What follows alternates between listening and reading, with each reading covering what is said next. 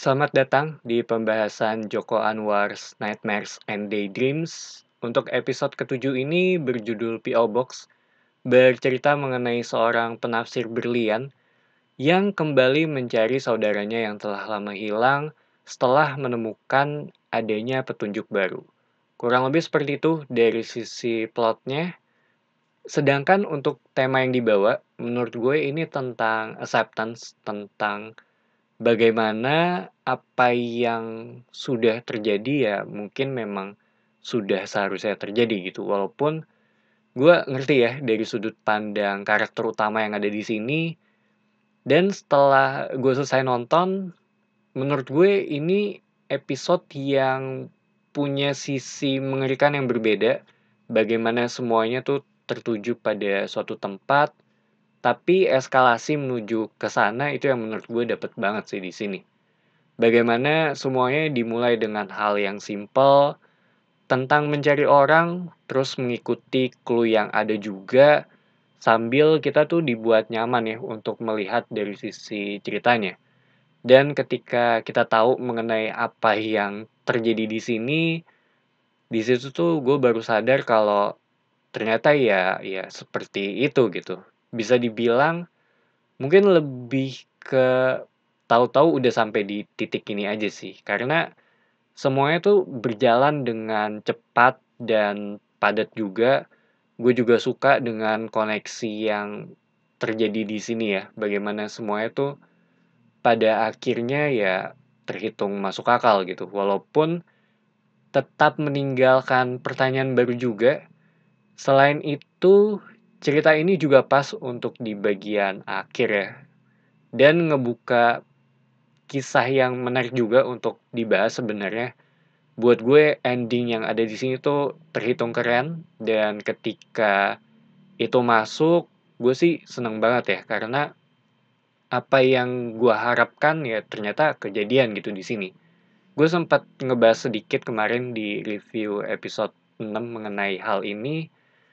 Cuma setelah gue selesai nonton episode ini, gue tuh ngerasa kalau bagian kisahnya untuk mencari si saudara perempuannya ini tuh jadi kayak agak terkubur gitu dengan apa yang terjadi di sini.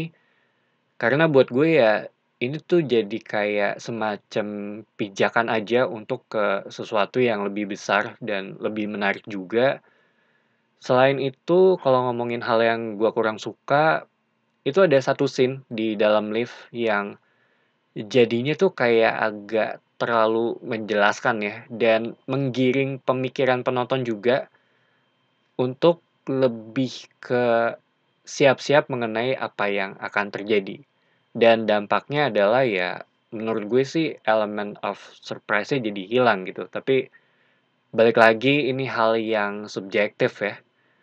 Terus di bagian tengah gue sempat ngerasa kalau ini tuh agak mirip atau agak ngingetin gue dengan episode yang pertama gitu. Bagaimana karakter utama yang ada di sini tuh kayak masuk ke dalam sebuah perjalanan yang unik.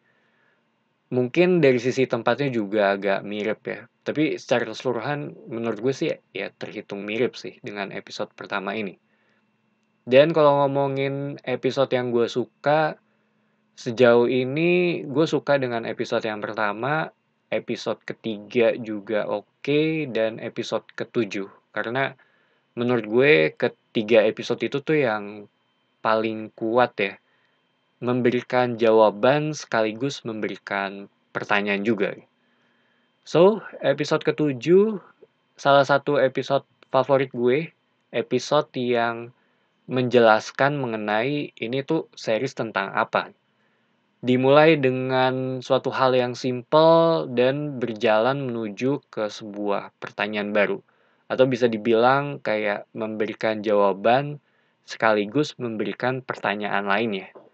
Dan kalau ditanya rekomen apa enggak, ya menurut gue iya ya. Karena secara keseluruhan ini series yang terhitung bagus gitu. Jadi itu aja opini gue mengenai episode ketujuh ini. Thank you for watching. It's me Patrick signing off.